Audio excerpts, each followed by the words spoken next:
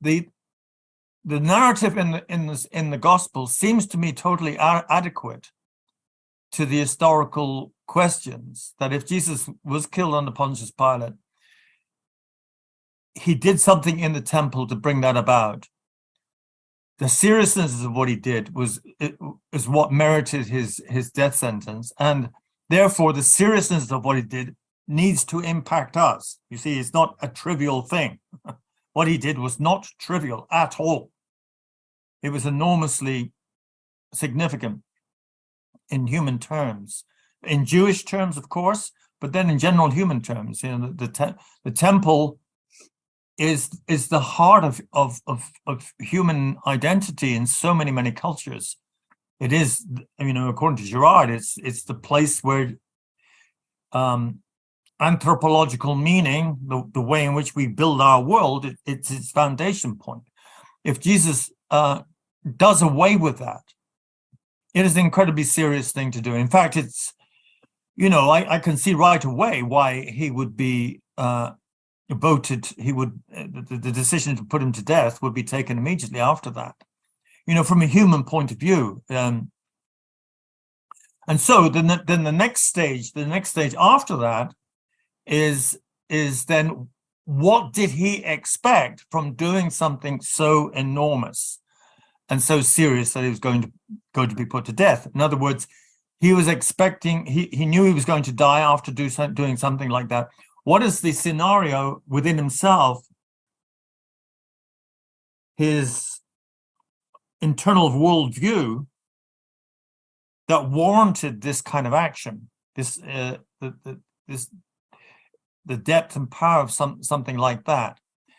And we're used not to thinking that. We don't think, we haven't thought about these things, because Jesus' action was just like a kind of mechanical process that brought him to the cross. I mean, it was just ticking the boxes and checking them off so that then he could die, and then his death would be a sacrifice which would appease God's offended honor and justice, and then we'd be put right. So that's the way we've been thinking for the past 1,000 years. But if we say no, I mean, that actually misconstructs the reality.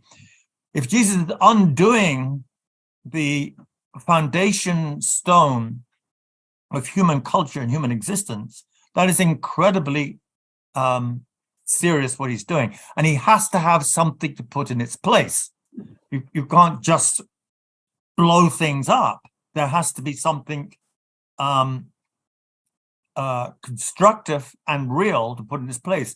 And so the arc, as I point out in the book, the arc from his action in the temple that's going to bring about his death, and the cross, which will be his death,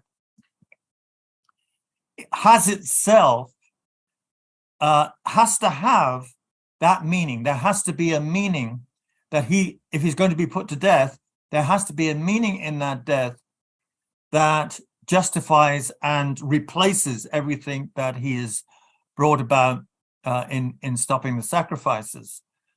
And what the whole book is saying is that what that meaning is divine nonviolence. He's taking, and my argument is really taking a lot from Daniel. He's taking a great deal from the one like the Son of Man in Daniel, who suffers, and the leaders of the Daniel group, they suffer, and many fall by the sword. But then there will be an intervention by God, and they will shine like the stars. So there's something that I believe that the Daniel motif of one like a Son of Man, to whom all authority is given, all kingship, all rule, all dominion, and to the saints, the holy ones, the Kedoshim of God.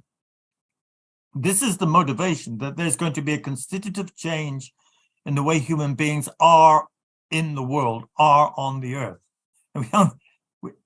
It's hard for us to see that, because everything's been so doctrinalized and kind of evaporated out of the world, that it seems like, well, it seems far-fetched.